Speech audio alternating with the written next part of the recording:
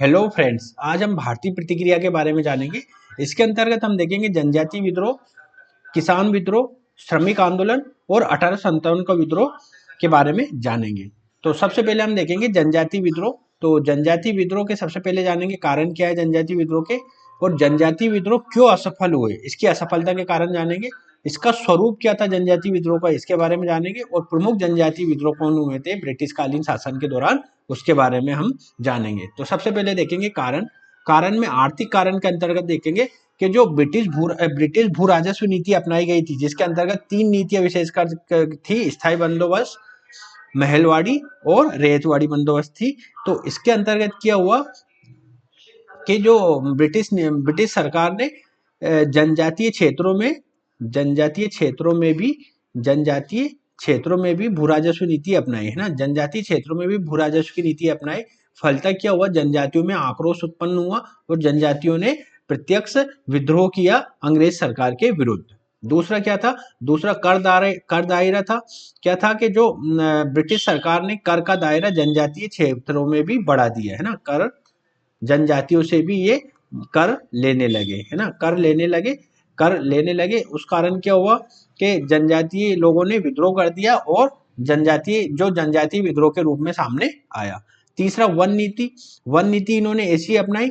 One नीति के अंतर्गत क्या करते थे ये कि जो जनजाति लोग होते थे वन को अपनी संपत्ति मांगते थे। लेकिन जो ब्रिटिश कालीन में वन नीति बनी, उसमें इनके वनों के अधिकारों को समाप्त कर दिया गया, है ना। जनजातियों के वन अधिकारों को समाप्त कर दिया गया और वन संपत्ति पर सरकार का नियंत्रण स्थापित हुआ। तो इसी क्रम में जनजातियों ने विद्रोह कर दिया।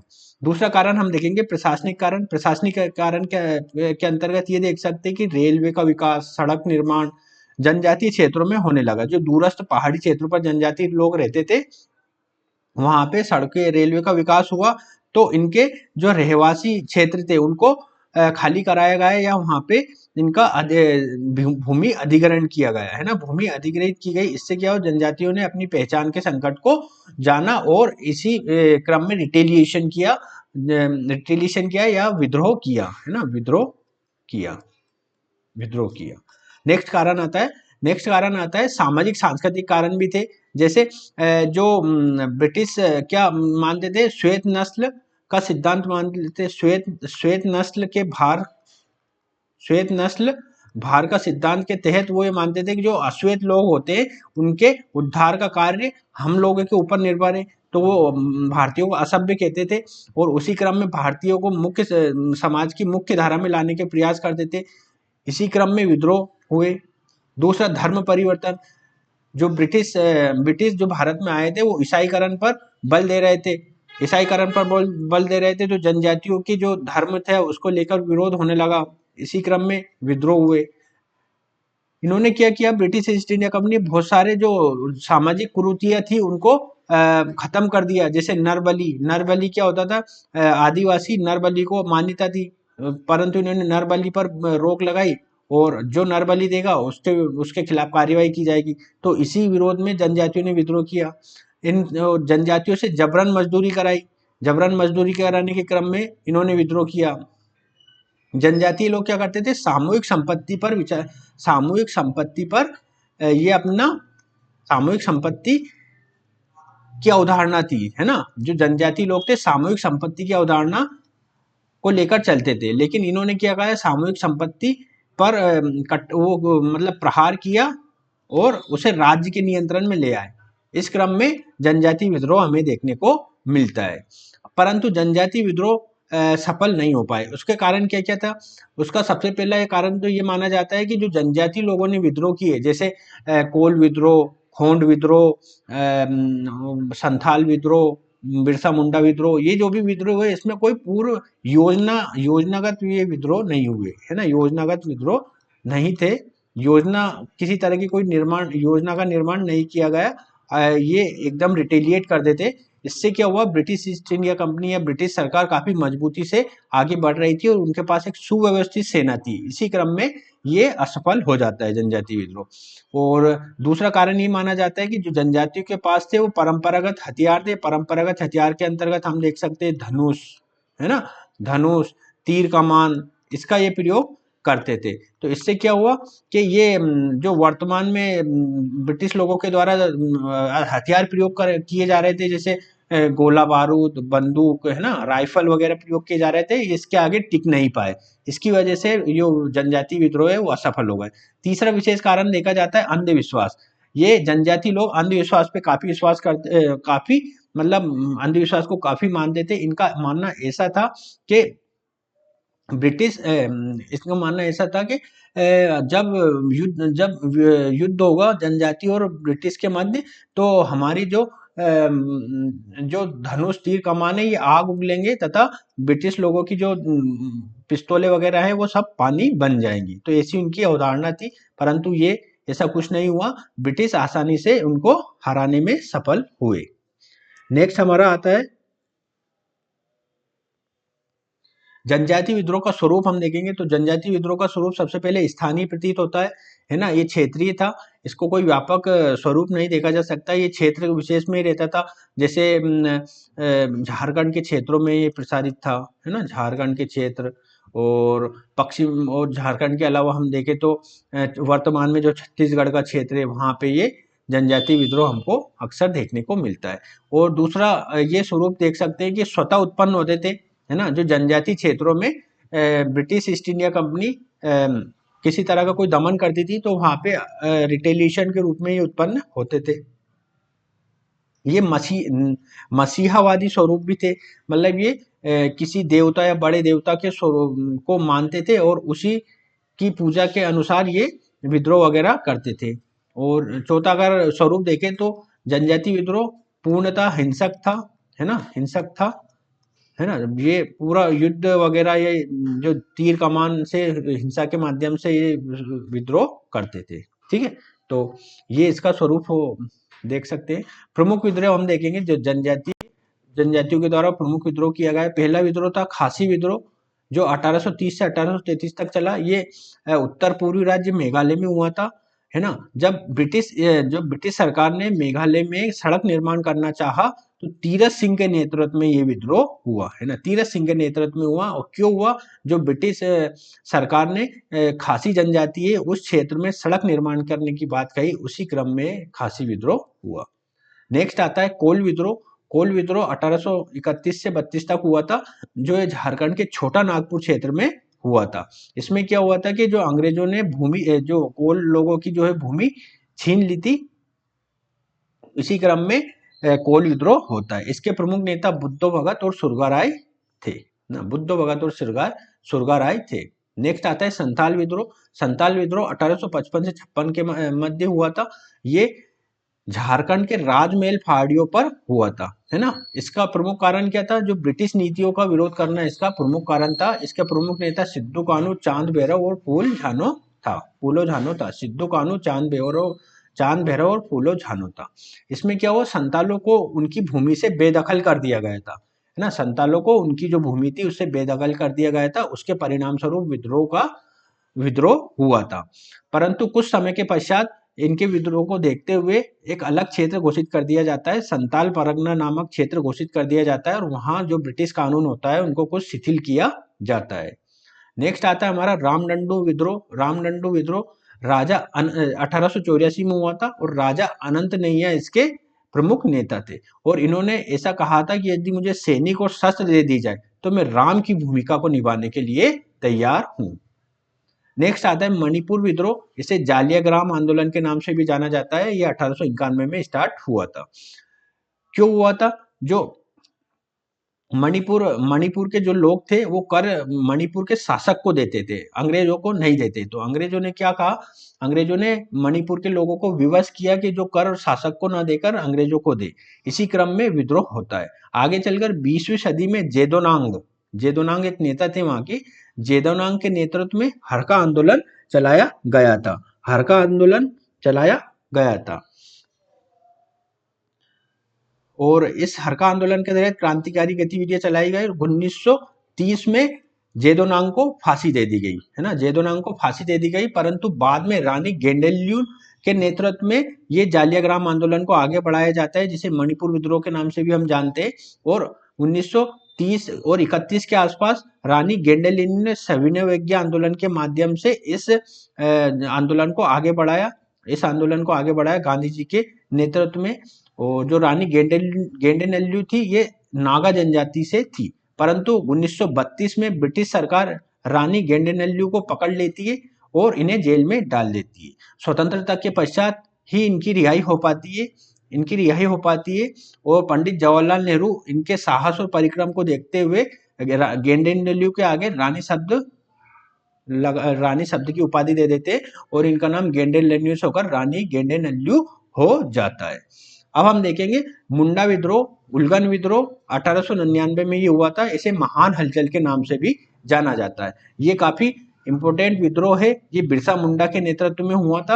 अब हम देखेंगे कि ये क्यों हुआ था। जब British east India company Bharat पर शासन कर रही थी तो जो झारखंड के क्षेत्र में लोग, जो जनजाति लोग होते थे, मुंडा लोग, वो कर देने के लिए उनको बाध्य किया गया ब्रिटिश इंडिया कंपनी ने, परंतु इन्हें कर देने से मना कर दिया और आगे चलकर यही विद्रोह का कारण बना।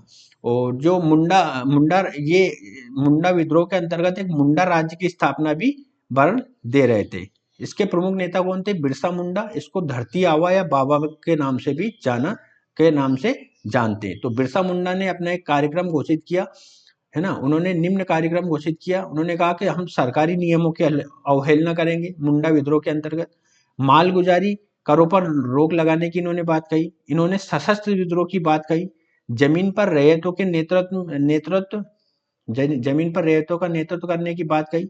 और ब्रिटिश सत्ता की इन्होंने समाप्ति पर बल दिया, है ना। ब्रिटिश सरकार की समाप्ति पर इन्होंने बल दिया और एक मुंडा राज्य की स्थापना का बल प्रदान किया, है ना। तो बिरसा मुंडा, और इन्होंने अपना गुरु बनाया था वो दोंका मुंडा को बनाया था। अब बिरसा मुंडा वैष्णव धर्म से जुड़े हुए थे, है ना। वैष्णव धर्म को मानते थे और मिशनरी शिक्षा के तहत इन्होंने अपनी शिक्षा प्राप्त की थी। मिशनरी शिक्षा के तहत इन्होंने अपनी एजुकेशन प्राप्त की थी। बिरसा मुंडा चमत्कारिक शक्तियों से परिपूर्ण था। उनका ऐसा मानना था कि उन्हें देवता का दर्शन हुआ है, भगवान का दर्शन हुआ है, और उनके पास लोगों को निरोध करने की शक्ति है ना। बिरसा मुंडा अपने आप को भगवान कहते थे और उनको ऐसा लगता था कि मेरे द्वारा लोगों को मैं सही कर सकता हूँ, है ना। और वो कहते थे कि मेरे पास चमत्कारिक शक्तियां हैं। आगे चलकर वर्ष 1900 में बिरसा मुंडा को गिरफ्तार कर लिया जाता है और जेल में डाल दिया जाता है, और आगे चल के जेल में बीमारी के कारण उनकी मृत्यु हो जाती है। तो ये बिरसा मुंडा आंदोलन काफी महत्वपूर्ण है। अब आगे हम देखेंगे किसान आंदोलन के बारे में। किसान आंदोलन को हम सबसे पहले देखेंगे किसान आंदोलन के कारण क्या क्या थे। इसका स्वरूप कैसा था 19वीं सदी में और 20वीं सदी में, क्योंकि 19वीं सदी की आवश्यकताएं अलग थी और 20वीं सदी की आवश्यकताएं अलग थी।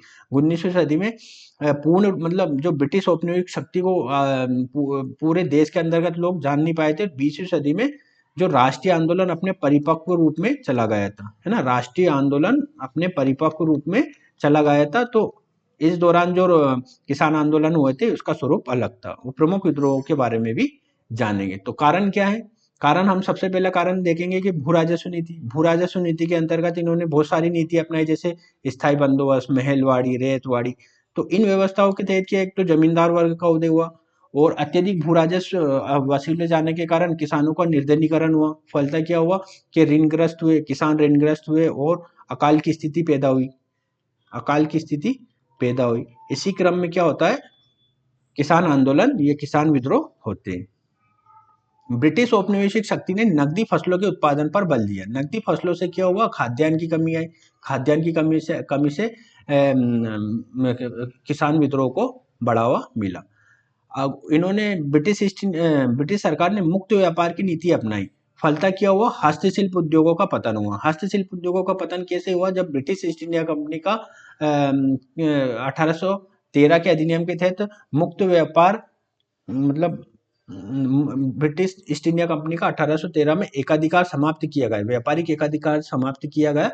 तो कोई भी ब्रिटिश व्यक्ति भारत में आकर व्यापार कर सकता था और अपनी वस्तुओं को बेच सकता था। इसी क्रम में क्या हुआ कि जो भारत में हस्तशिल्प निर्माता थे वो कम्पीट नहीं कर पाए, ब्रिटिश निर्मित वस्तुओं से कम्पीट नहीं कर पाए और इनका पतन हो गया। अब ये जो हस्तशिल्प निर्माता थे ये कृषि की ओर उन्मुक्त हुए, है ना, कृषि की ओर जाने लगे। इससे क्या हो, कृषि पर दबाव बढ़ा और कृषि पर लोगों की संख्या में वृद्धि हुई। इसे हम वर्तमान में जो प्रच्छन्न बेरोजगारी है उसके हिसाब से देख सकते हैं कि प्रच्छन्न बेरोजगारी, है ना, एक व्यक्ति जो काम कर सकता है, अगर वही व्यक्ति 10 व्यक्ति कर रहा है तो 9 व्यक्तियों का काम तो बेकार है, क्योंकि 9 व्यक्ति कुछ काम ही नहीं है, उनकी उत्पादकता शून्य है। मान लो कि एक व्यक्ति जो काम कर रहा है और 10 व्यक्ति भी वही काम कर रहे हैं, तो 9 व्यक्ति का क्या काम है, 9 व्यक्ति तो कुछ काम ही नहीं कर रहे हैं। तो इसी तरह से हस्तशिल्प जो निर्माता थे वो कृषि में जाके संलग्न हो गए, भारत में गरीबी और बेरोजगारी व्यापक स्तर पर छा गई। उसी क्रम में क्या होता है, जो विद्रोह, किसान विद्रोह का रूप ले लेता है। आगे आता है जो वर्ल्ड वार होता है, प्रथम वर्ल्ड वार के दौरान खाद्यान्न, ब्रिटेन में खाद्यान्न की कमी होती है तो भारत से खाद्यान्न निर्यात किया जाने लगता है। तो भारत से खाद्यान्न निर्यात करने के क्रम में भारत में खाद्यान्न की कमी हो जाती है, अकाल की स्थिति उत्पन्न होती है, फलस्वरूप किसान आंदोलनों को बल प्राप्त होता है। 1917 की रूस की क्रांति से किसान संगठनों का निर्माण होता है, साम्यवादी दल बनते, मजदूर किसान संगठनों का निर्माण होता है। तो इसी क्रम में किसान आंदोलन परिपक्व अवस्था में होने लगते हैं। आगे 20वीं सदी के दौरान गांधी जी की भूमिका देखी जा सकती है। जब गांधी जी दक्षिण अफ्रीका से बाहर आते हैं तो किसान आंदोलनों के साथ वो परिपक्व रूप में जुड़ जाते हैं। तो ये बहुत सारे कारण है, आप इनको डिटेल में लिख सकते हैं। नेक्स्ट आता है कि किसान आंदोलन का स्वरूप क्या था। तो दो तरह से हम स्वरूप देखेंगे, 19वीं सदी का स्वरूप और 20वीं सदी का स्वरूप। 19वीं सदी में अगर हम देखेंगे तो स्थानीय समस्याएं थी, क्योंकि व्यापक स्तर पर राष्ट्र का एकीकरण नहीं हो पा रहा था और ये स्वतः स्फूर्त थे। जो 19वीं सदी के स्वरूप आंदोलन थे ये स्वतः स्फूर्त होते हुए दिखाई देते थे, इसमें कोई जो राष्ट्रीय स्तर की समस्याएं नहीं होती थी। और जो 19वीं सदी के जो किसान आंदोलन थे वो हिंसक प्रकृति के थे। 20वीं सदी के किसान आंदोलन परिपक्व अवस्था में आ जाते हैं और इनकी समस्याएं व्यापक हो जाती है, मतलब राष्ट्रीय हित जुड़ जाते हैं, इनके जो राजनीतिक मांगे जुड़ जाती है ना, राजनीतिक मांगे जुड़ जाती है इन किसान आंदोलन में, और ये अपनी धरना प्रदर्शन के माध्यम से अपनी मांगों को मनवाने लगते हैं। 20वीं सदी के जो आंदोलन होते हैं, 20वीं सदी के किसान आंदोलनों में राष्ट्रीय नेता जुड़ जाते हैं, राष्ट्रीय नेता इसमें सम्मिलित हो जाते हैं, जैसे महात्मा गांधी हो गया, महात्मा गांधी, वल्लभ भाई पटेल, विट्ठल भाई पटेल, ये लोग जवाहरलाल नेहरू, ऐसे लोग किसान आंदोलनों में शामिल होने लगते हैं। समाजवादी विचारधारा जुड़ जाती है ना। समाजवादी विचारधारा क्या होता है कि 1917 में रूस की क्रांति होती है, तो रूस की क्रांति होने के क्रम में बहुत सारे समाजवादी संगठन बनते, उसी क्रम में किसान आंदोलन उनसे जुड़ जाते हैं। अब प्रमुख किसान आंदोलनों के बारे में हम जानेंगे। पहले देखेंगे सन्यासी विद्रोह। सन्यासी विद्रोह 1763 से 1800 तक हुआ था। ये पश्चिम बंगाल में प्रमुख हुआ था। इसके प्रमुख नेता थे मंजर शाह, मूसा शाह, भवानी पाठक। जब 1763 से 1800 के बीच बंगाल में अकाल पड़ा तो खाद्यान्न की अत्यधिक कमी होने लगी। ब्रिटिश सरकार ने तीर्थ यात्रा पर प्रतिबंध लगा दिया, है ना, तीर्थ यात्रा पर प्रतिबंध लगा दिया। हिंदू मुस्लिम दोनों की तीर्थ यात्राएं प्रतिबंधित कर दी। इसी क्रम में विद्रोह होता है ना, इसी क्रम में विद्रोह होता है ना, विद्रोह होता है। जो बंकिम चटर्जी ने इस विद्रोह का वर्णन किया है, जो अपना एक आनंद मठ है, बंकिम चंद्र चटर्जी का आनंद मठ, आनंद मठ में जो सन्यासी विद्रोह का वर्णन हमको देखने को मिलता है। नेक्स्ट आता है नील विद्रोह। नील विद्रोह 1859 से 60 के बीच हुआ था। ये विद्रोह क्यों हुआ था कि नील की खेती करने वाले किसानों का जो शोषण हो रहा था लगातार, उस क्रम में नील विद्रोह होता है। इसके प्रमुख नेता कौन है? दिगंबर विश्वास और विष्णु विश्वास इसके प्रमुख नेता थे। और जो नील की खेती की जाती थी पहले, उस पर चावल की खेती की जाती थी। किसानों ने बाध्य कर दिया नील की खेती करने के लिए। इससे क्या हुआ, चावल का उत्पादन कम हुआ और खाद्यान्न की समस्या पैदा हुई। एक भारतीय अधिकारी थे हेमचंद्राकर। हेमचंद्राकर ने क्या बोला, स्थानीय पुलिस से ये कहा कि जो व्यक्ति नील की खेती नहीं करना चाहता है वो प्रार्थना पत्र देकर अपने इच्छा अनुसार खेती में परिवर्तन कर सकता है, मतलब नील की खेती नहीं करना हो तो वो प्रार्थना पत्र पुलिस को देकर नील की खेती नहीं कर सकता। तो इसी क्रम में विद्रोह शुरू हो जाता है ना। वो बोल देते हैं कि आपको तो नील की खेती करनी होगी। इसी क्रम में विद्रोह होने लगता है ना। विद्रोह होने लगता है क्योंकि ये गलत तरीके से, इस तरह से, मतलब ये जो हेमचंद्रा स्थानीय पुलिस को बोल देता है इच्छा अनुसार जो खेती करना चाहता है वो करे, परंतु जो ब्रिटिश सरकार ने ऐसा नहीं कहा था, इच्छा अनुसार का कोई उसमें उपबंध नहीं था, ये बाध्यकारी था कि नील की खेती आपको करना ही है। तो इसी क्रम में नील विद्रोह होने लगता है। नील विद्रोह मतलब किसान लोग विद्रोह करने लगते। आगे चलकर क्या होता है कि बंगाल का एक सचिव थे सीटनकर, उनके नेतृत्व में नील आयोग का गठन होता है ना।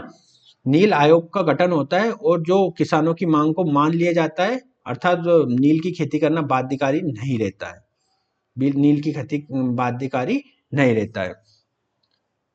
दीनबंधु मित्र है, उन्होंने नील दर्पण एक नाटक लिखा है, उसमें जो नील किसानों की दशा के बारे में बताया गया है। 1860 में नील दर्पण आया था, इसमें नील किसानों की दुर्दशा को बताया गया है।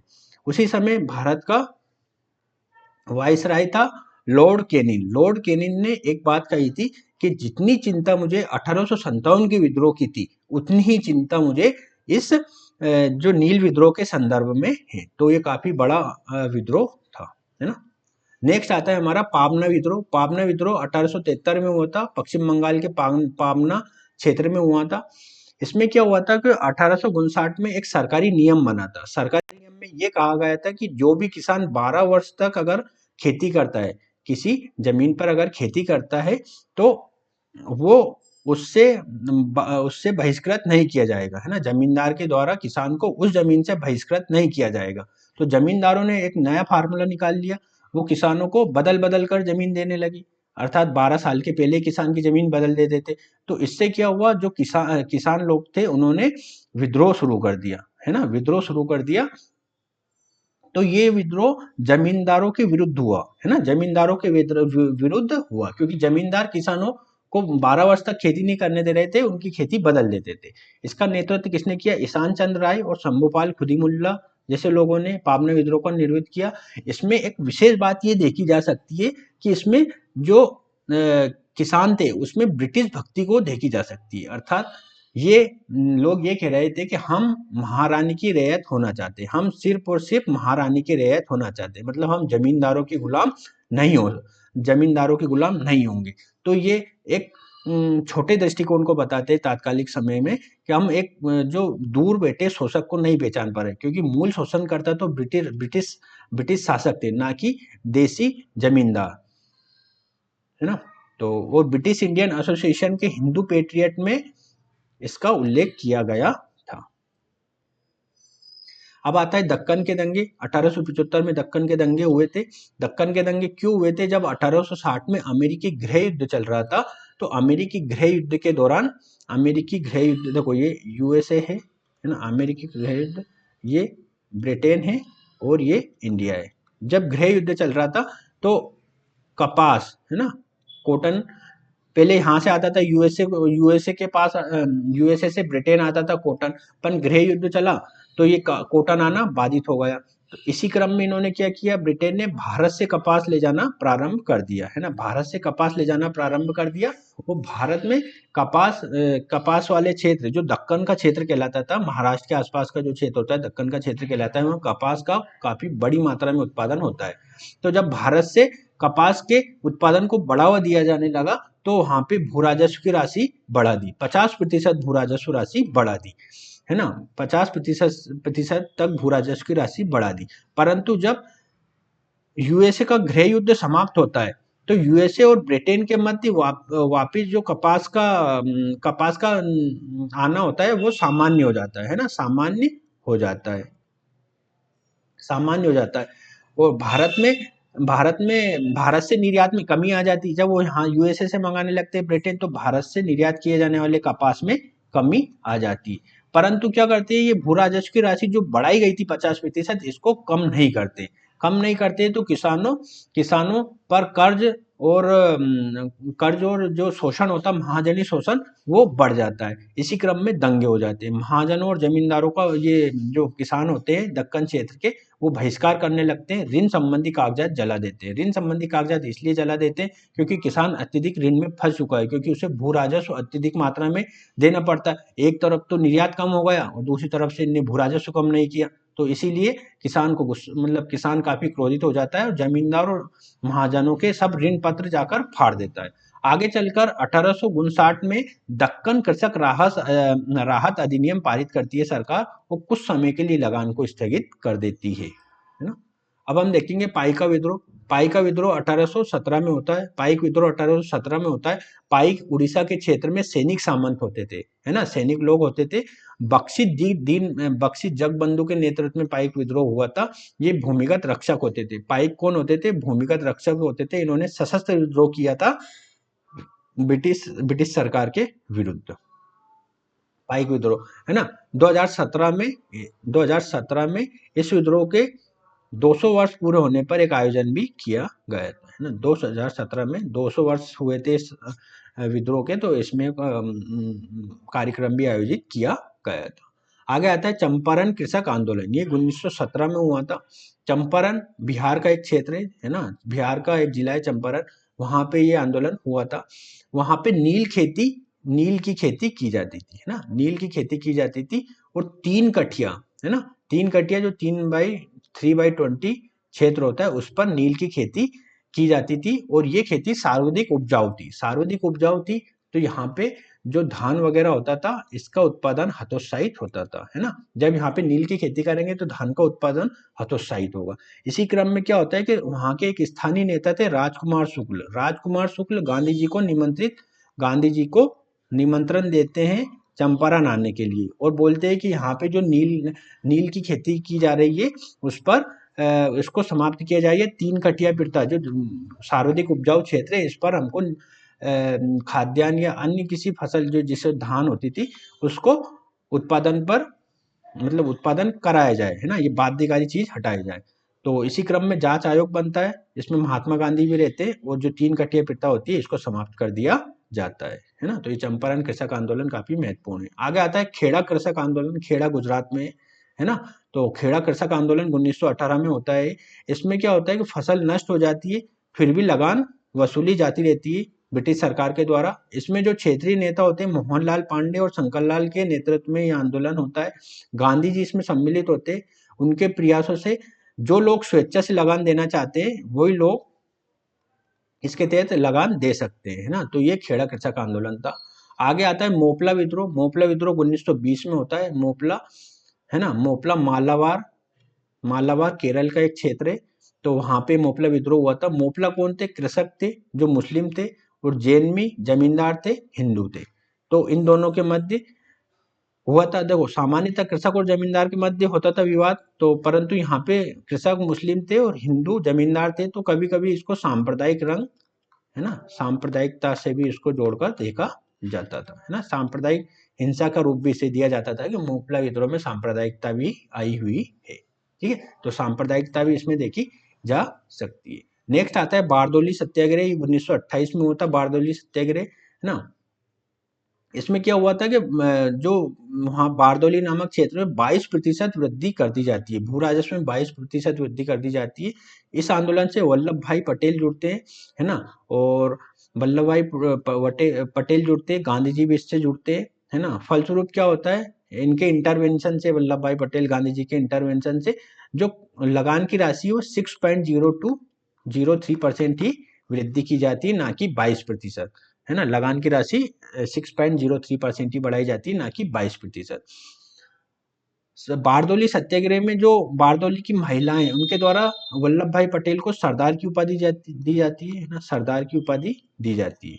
महात्मा गांधी, एक काली पराग जनजाति पाई जाती है वहां पे बारदोली में, उसका नाम रानी पराग कर देते हैं। तो ये कुछ फैक्ट वगैरह है, तो आप इनको देख सकते हैं। आगे आता है अखिल भारतीय किसान सभा। 1936 में बनी थी ये। इसकी पहली बैठक लखनऊ में हुई थी, जिसके अध्यक्ष सहजानंद सरस्वती थे। अखिल भारतीय किसान सभा है ना, अखिल भारतीय किसान सभा ने एक किसान घोषणा पत्र जारी किया था, है ना। इसके जारीकर्ता कौन थे? इंदुलाल याग्निक, है ना, इंदुलाल याग्निक, इंदुलाल याग्निक इसके जारीकर्ता थे। और इसमें क्या क्या घोषणा पत्र में क्या था, भू राजस्व की राशि को 50% किया जाए, है ना, भू राजस्व की राशि को 50% तक कम किया जाए, इसमें यह प्रावधान था।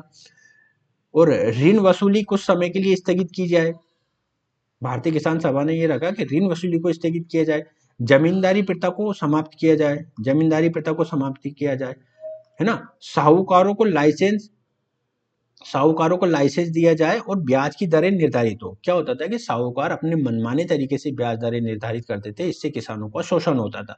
इसी क्रम में अखिल भारतीय किसान सभा ने यह कहा कि साहूकारों को लाइसेंस दिया जाए, है ना, कि कौन साहूकार है कौन नहीं। इससे क्या होगा, साहूकारों को एक स्थायित्व मिल जाएगा और ब्याज दरें भी निर्धारित होंगी अच्छे से। इससे क्या होगा, किसानों का शोषण भी नहीं होगा। इसलिए इन्होंने कहा कृषक फसलों का उचित मूल्य प्रदान किया जाए, है ना, उचित मूल्य, है ना, किसान ज्यादा उत्पादन कर देता था तो उसके फसलों का दाम कम हो जाता था। इसी क्रम में उन्होंने ये कहा कि जो किसानों के द्वारा फसल उपजाई जा रही है उसका उचित मूल्य प्रदान किया जाए।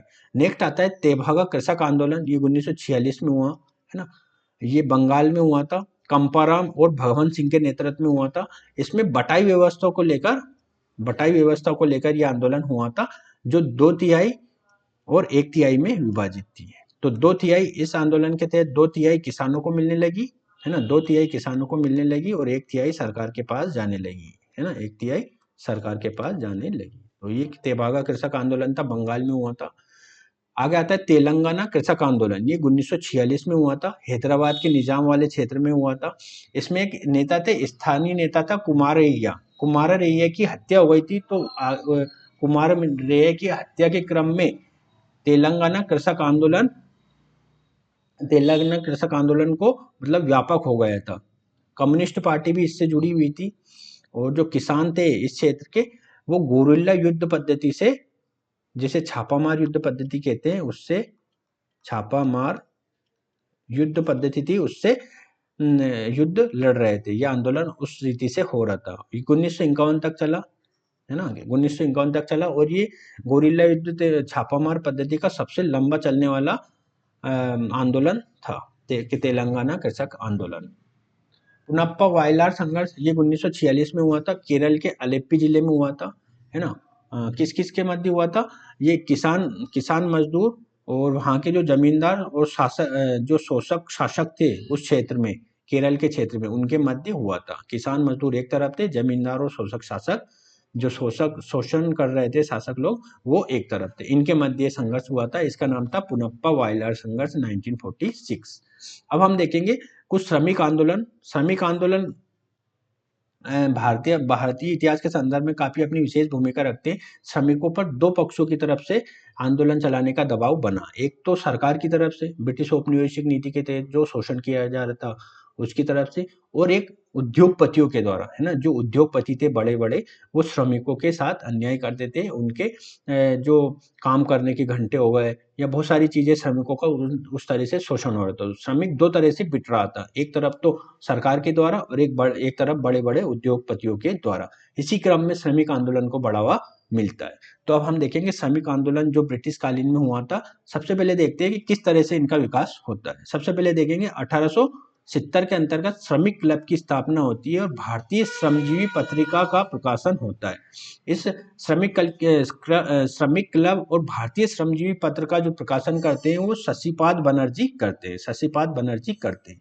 आगे चल के 1890 में Narayan Meghaji Lokhande Bombay hand mill association की स्थापना करते हैं।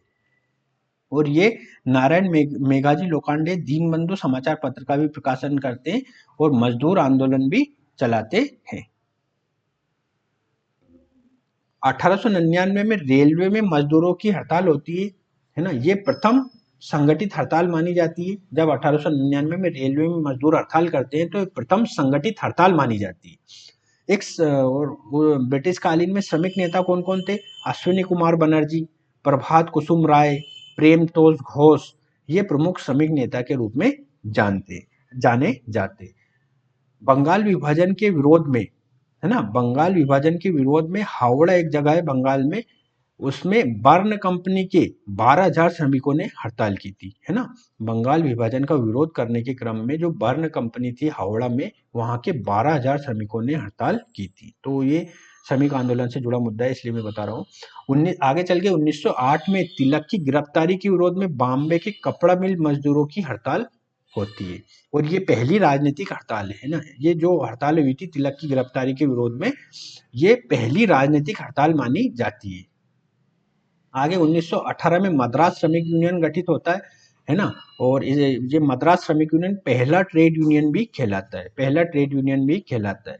1918 में Gandhi ji Ahmedabad textile labour association की स्थापना करते हैं। 1918 में Gandhi ji Ahmedabad textile labour association की स्थापना करते हैं। 1920 में AITUC all India trade union Congress की स्थापना लाला हरदयाल करते हैं। लाला हरदयाल किसकी स्थापना करते हैं? एटक, है ना, एटक की स्थापना करते हैं। वो कांग्रेस 1922 में, कांग्रेस का 1922 में गया में अधिवेशन होता है ना, गया में अधिवेशन होता है, जिसमें एटक की स्थापना का स्वागत किया जाता है। आगे चलकर मई दिवस मनाया जाता है 1923 में, किसके द्वारा? सिंगारवेलु चेट्टी के द्वारा मई दिवस मनाया जाता है। सिंगारवेलु चेट्टी के द्वारा मई दिवस मनाया जाता है। 1926 में ट्रेड यूनियन एक्ट पारित होता है ना। ट्रेड यूनियनों को सुरक्षा प्रदान करने के क्रम में ट्रेड यूनियन एक्ट पारित होता है। 1929 में श्रमिक विवाद अधिनियम पारित होता है। इसके अंतर्गत श्रमिक संबंधी विभिन्न विवादों का निपटान किया जाता है। देखो जैसे जैसे समय बढ़ता जा रहा है, श्रमिकों के पक्ष में बहुत सारी चीजें होती जा रही है। आगे 1947 में नेशनल ट्रेड यूनियन कांग्रेस की स्थापना वल्लभ भाई पटेल करते हैं। तो ये पूरा श्रमिकों से संबंधित मामले हैं जो ब्रिटिश कालीन हुए थे, जिसके से धीरे धीरे आगे चल के श्रमिकों की स्थिति में सुधार होती है, और श्रमिक किस तरह से अपने एक मतलब एकता प्रदर्शित करते हुए बहुत सारी चीजों को अपने पक्ष में लेते हैं। प्रथम कारखाना आयोग निर्मित होता है 1875 में, और एक्ट आता है, प्रथम कारखाना एक्ट आता है 1881 में। 1881 में लॉर्ड रिपन के समय ये एक्ट आता है। इस एक्ट में क्या क्या प्रावधान थे? इसमें यह प्रावधान था कि बाल श्रमिकों की सुरक्षा पर इन्होंने बल प्रदान किया था, और 7 वर्ष से कम उम्र के बालक के द्वारा श्रम का कार्य नहीं कराया जाएगा। और इसमें यह भी प्रावधान किया गया था कि बाल श्रमिकों को 12 घंटे से ज्यादा कार्य नहीं कराया जाएगा, है ना। मतलब उनके काम के घंटे सीमित किए गए कि 12 घंटे से ज्यादा कार्य नहीं कर सकते। दूसरा कारखाना आयोग बना था 1884 में, और दूसरा कारखाना अधिनियम आया था इसी आयोग की अनुशंसा पर 1891 में। 1891 में दूसरा कारखाना अधिनियम आया था। इसके क्या प्रावधान थे? इसमें यह प्रावधान था कि 7 दिन में 1 दिन अवकाश रखा जाएगा, और प्रत्येक दिन एक आधा घंटे का मध्य अवकाश रहेगा, है ना। मध्य अवकाश रहेगा आधे घंटे का, ये उन्होंने बताया था। और बालकों को 9 वर्ष न्यूनतम आयु निर्धारित की कि 9 वर्ष से जो कोई व्यक्ति, कोई बालक छोटा है, उससे श्रम का कार्य नहीं कराया जाएगा। इसमें स्त्रियों की सुरक्षा के प्रावधान थे, अर्थात स्त्रियों को यह बोला गया कि रात्रि में कार्य नहीं कर सकती, इनको 1.5 घंटे का मध्य अवकाश दिया जाने का प्रावधान किया गया। स्त्रियों को 1.5 घंटा मध्य अवकाश दिए जाने का प्रावधान किया गया, और स्त्रियों को एक दिन में 11 घंटे से अधिक कार्य नहीं कराया जा सकता, है ना। 11 घंटे से अधिक कार्य नहीं कराया जाएगा, ये प्रावधान इसमें थे। अब हम देखेंगे 1857 का विद्रोह, है ना। ये इसे 1857 का विप्लव भी कहते हैं, या 1857 का विप्लव भी इसे कहते हैं। ये भारतीय इतिहास में एक ऐतिहासिक मोड़ था। तो सबसे पहले हम जानेंगे 1857 के विद्रोह का कारण क्या थे, इसके नेतृत्वकर्ता और इसका प्रसार कैसे हुआ। 1857 के विद्रोह की असफलता का कारण क्या था, इसको जानेंगे। 1857 की क्रांति का परिणाम क्या हुआ, है ना, इसको जानेंगे। और 1857 के विद्रोह का स्वरूप क्या था, इसको हम जानेंगे। तो कारण को देखते हैं। कारण में सबसे प्रमुख पहले आता है राजनीतिक कारण। राजनीतिक प्रशासनिक कारण को हम देखेंगे। जब डलहौजी साम्राज्यवादी विस्तार कर रहा था, तो उसी क्रम में इसने, डलहौजी ने हड़प नीति अपनाई, है ना, गोद निषेध नीति अपनाई। तो इसके तहत क्या होगा, विभिन्न देशी राज्यों को इसने हड़प लिया, जैसे झांसी हो गया, है ना, झांसी में क्या हुआ था, झांसी की रानी ने विद्रोह किया था, परंतु फिर भी झांसी को ब्रिटिश साम्राज्य मिला लिया। अवध का विलय कर लिया। अवध का विलय कैसे कर दिया? कुशासन का आरोप लगाकर, है ना, कुशासन का आरोप लगाकर अवध को ब्रिटिश साम्राज्य मिला लिया। तो ये जो क्षेत्र थे, यहाँ के जो नेता यहाँ के जो राजा महाराजा थे, इन्होंने ब्रिटिश ईस्ट इंडिया कंपनी के खिलाफ खुला विद्रोह बोल दिया, है ना। इसे 1857 के विद्रोह का एक कारण माना जाता है। दूसरा हम देखेंगे आर्थिक कारण क्या था। आर्थिक कारण ये था कि जो लगान वगैरह लिया जाता था ब्रिटिश भू राजस्व नीति के तहत, उससे किसान अत्यधिक प्रताड़ित थे, वो ऋणग्रस्त हो रहे थे, है ना, अकाल की समस्याएं पड़ रही थी। तो ये सब कारण भी विद्रोह को प्रेरित कर रहे थे। नेक्स्ट आता है हस्तशिल्प उद्योगों का पतन हो गया। जैसा कि मैंने बताया कि हस्तशिल्प उद्योगों के पतन से क्या हुआ, किसानों पर भार बढ़ा। जो हस्तशिल्प नहीं पाते थे वो किसान खेती करने लगे, तो वो एक तरह से बेरोजगार हो गए। जब कोई व्यक्ति खाली बैठा रहेगा, फ्री बैठा रहेगा, तो वो विद्रोह जैसी स्थिति को बढ़ावा देने में आगे आया। तो आर्थिक कारण हम देख सकते हैं। सामाजिक सांस्कृतिक कारण की नीति के अंतर्गत ईसाईकरण की नीति 1900 ईसाईकरण की नीति के अंतर्गत हम ये देखते हैं कि इन्होंने एक लेक्स लोकी अधिनियम बनाया था। लेक्स लोकी एक तो पारित किया था। इसके अंतर्गत ये था कि अगर कोई व्यक्ति धर्म परिवर्तित करके जाता है तो उसकी संपत्ति कुर्क नहीं की जाएगी। ये क्या हो रहा था कि ईसाईकरण को बढ़ावा दे रहे थे, अर्थात हिंदू मुस्लिम अगर कोई व्यक्ति ईसाई धर्म को अपनाता है तो उसकी संपत्ति को हड़पा नहीं जाएगा। तो इस तरह की नीतियों के कारण भी समाज में द्वेष उत्पन्न हो रहा था और समाज में एक विद्रोह का स्वरूप आ रहा था अंग्रेजों के खिलाफ। विभिन्न कानून इन्होंने पारित किए, जैसे सती प्रथा, है ना, नर बलि प्रथा। तो ये क्या हुआ कि भारतीय समाज में एक हस्तक्षेप के रूप में देखा जा रहा था, है ना, भारतीय समाज में हस्तक्षेप के रूप में देखा जा रहा था कि ये कोई विदेशी शक्ति भारतीय समाज में इस तरह का हस्तक्षेप क्यों कर रही है। तो ये चीजें भी विद्रोह को प्रेरित कर रही है। नेक्स्ट आता है हमारा सैनिक कारण। सैनिक कारण क्या था कि सैनिकों के साथ भेदभाव होता था। जो यूरोपीय सैनिक होते थे ब्रिटिश ईस्ट इंडिया कंपनी में, उनको अच्छी सुविधाएं मिलती थी, और भारतीय जो सैनिक होते थे उन्हें निम्न स्तरीय सेवाएं मिलती थी। तो इसी क्रम में भेदभाव चलता था। धार्मिक चिन्ह प्रतिबंधित कर दिए थे। मान लो कोई सैनिक तिलक लगा कर जा रहा है और या किसी ने मूछें रख ली, तो सरकार का ऐसा मानना था कि सब एक ही तरह के रहेंगे। धार्मिक चिन्हों को प्रतिबंधित कर दिया था। तो जो सैनिक वगैरह ने इसको अपनी आस्था के उलट माना और विद्रोह को अंजाम दिया। एक नियम ये भी बनाया गया था कि जो सैनिकों को समुद्र पार जाकर सेवा करना अनिवार्य कर दिया था, है ना। तो ये इनके धर्म के विरुद्ध, जो भारतीय सैनिकों ने अपने धर्म के विरुद्ध माना और ऐसा ना करने के क्रम में विद्रोह को बल प्रदान किया। जो 1857 के विद्रोह को तात्कालिक कारण चर्बी वाले कारतूस माने जाते हैं। चर्बी वाले कारतूस क्या होते थे कि जो इन कारतूस, इन बंदूकों में क्या होता था कि गाय और सुअर की चर्बी लगी होती थी और इनको मुंह से खोलना पड़ता था।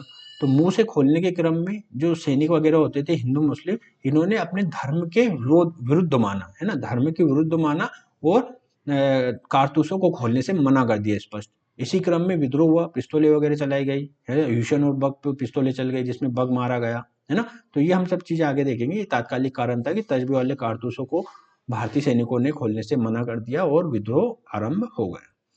अब हम देखेंगे इसका प्रसार कैसे हुआ विद्रोह का।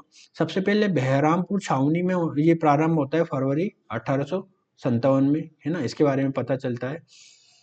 बैरकपुर छावनी में ये 29 मार्च 1857 को प्रारंभ होता है। वहां का एक सैनिक मंगल पांडे ह्यूसन और बग नामक ब्रिटिश कमांडर वगैरह होते हैं, उन पर गोली चला देता है। इसमें बग मारा जाता है ना, बग मर जाता है।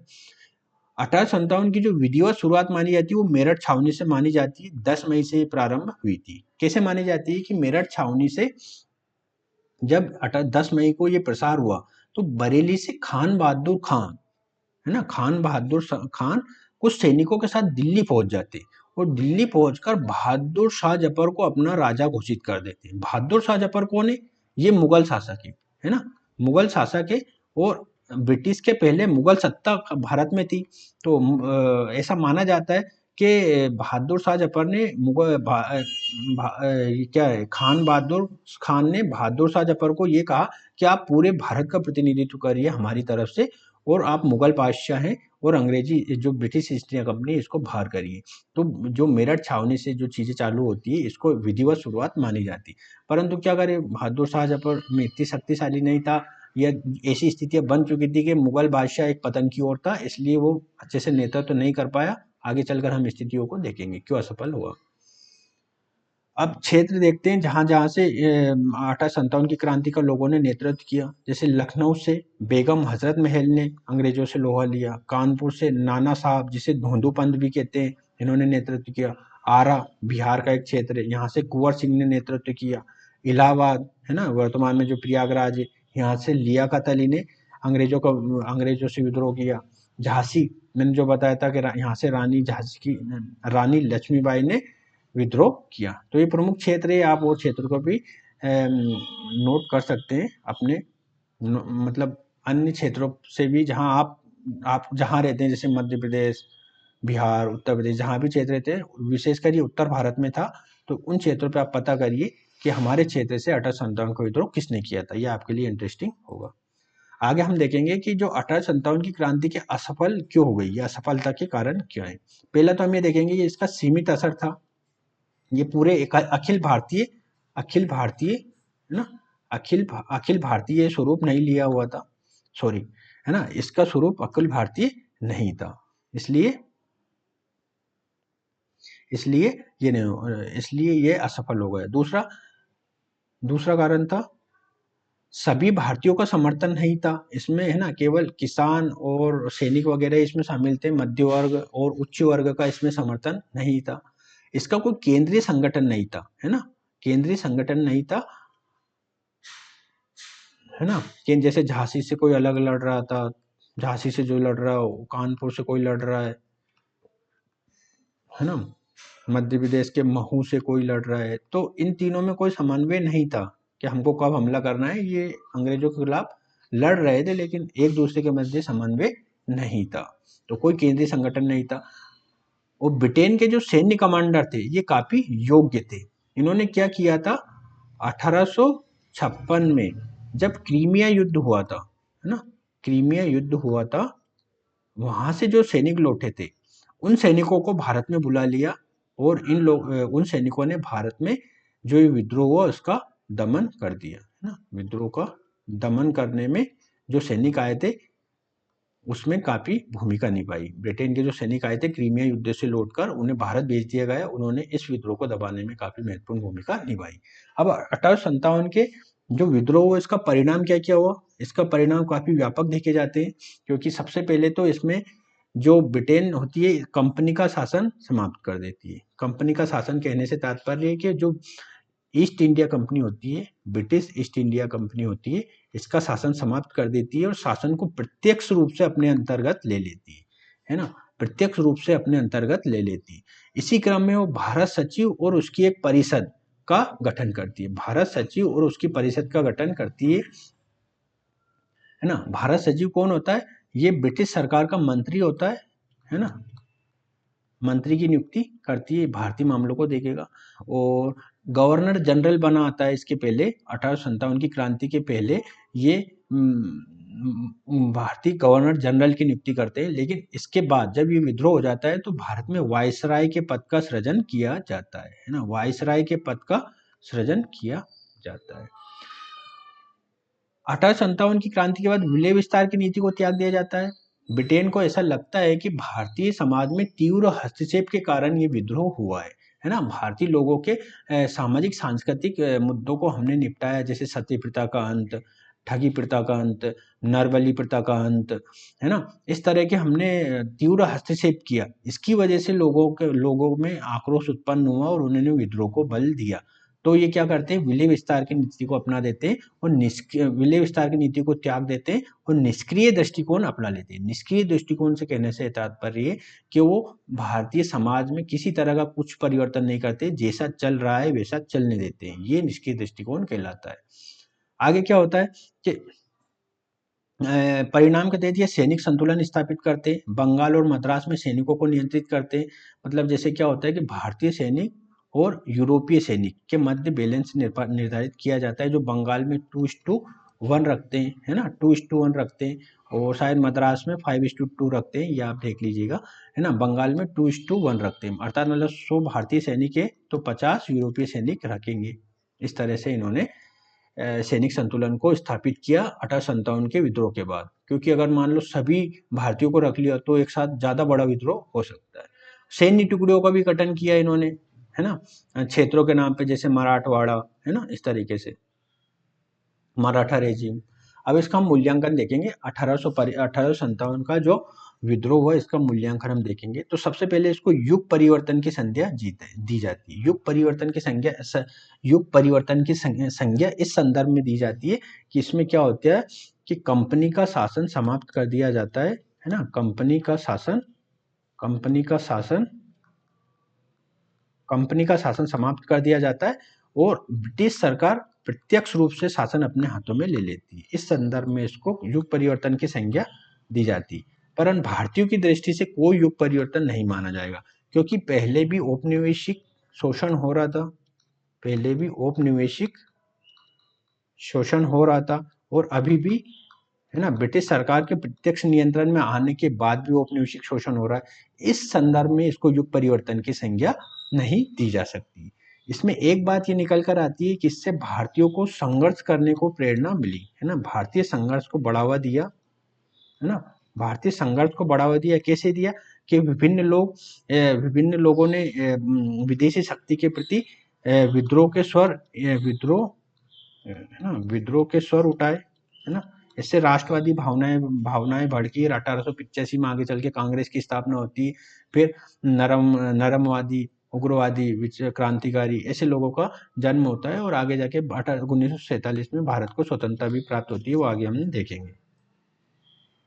अब 1857 की क्रांति का स्वरूप कैसा होगा? स्वरूप सबसे पहले हम सैनिक स्वरूप देखते हैं। सैनिक स्वरूप के अंतर्गत ये माना जाता है कि ये जो 1857 का विद्रोह सैनिकों के द्वारा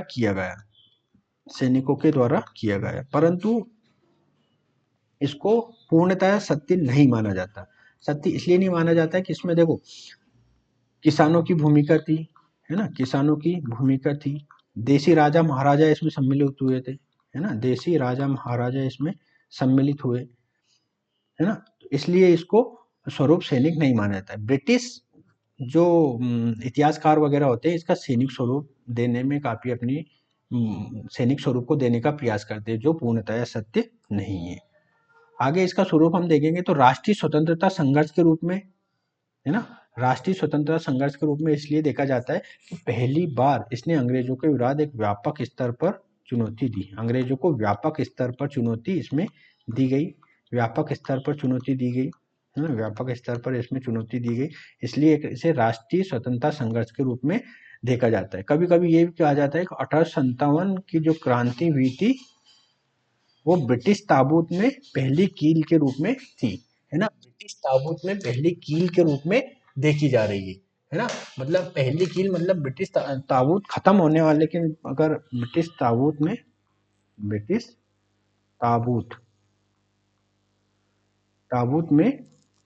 पहली कील मतलब प्रारंभ, पहली कील के रूप में इसे देखा जाता है, अब इसको प्रथम क्यों नहीं मानते? राष्ट्रीय स्वतंत्रता संघर्ष के रूप में 1857 का जो विद्रोह होता है, इसे प्रथम नहीं माना जाता है। क्यों नहीं माना जाता है? कि अभी मैंने बताया कि बहुत सारे ऐसे आंदोलन हुए थे जो 1857 के पहले भी हुआ था, है ना। जैसे अगर अभी मैंने बताया था कि 1817 में उड़ीसा के क्षेत्र में एक विद्रोह होता। आप कमेंट सेक्शन में बताइए कौन सा विद्रोह हुआ था, जिसे 2017 में मैंने बताया 2017 में उसको अभी कुछ उसका 200 साल पूरे होने पर एक उत्सव मनाया गया था। कौन सा विद्रोह था वो कमेंट सेक्शन में बताइए। तो ये विद्रोह इसके पहले हुआ था, है ना, बहुत सारे विद्रोह इसके पहले हो चुके थे, तो इसलिए भी राष्ट्रीय स्वतंत्रता संघर्ष में इसे प्रथम नहीं माना जाता। दूसरा, इसे राष्ट्रीय क्यों नहीं माना जाता है? राष्ट्रीय इसलिए नहीं माना जाता है, भारत के एक राष्ट्र के संदर्भ में ये केवल उत्तर भारत तक सीमित था, दक्षिण भारत में इसका कोई विशेष प्रभाव नहीं था, दक्षिण भारत में इसका कोई विशेष प्रभाव नहीं था, इसीलिए इसको राष्ट्रीय स्वतंत्रता संघर्ष नहीं माना जाता है। दक्षिण भारत में इसका कोई प्रभाव नहीं था, इसलिए राष्ट्रीय स्वतंत्रता संघर्ष के रूप में इसे नहीं देखा जा सकता।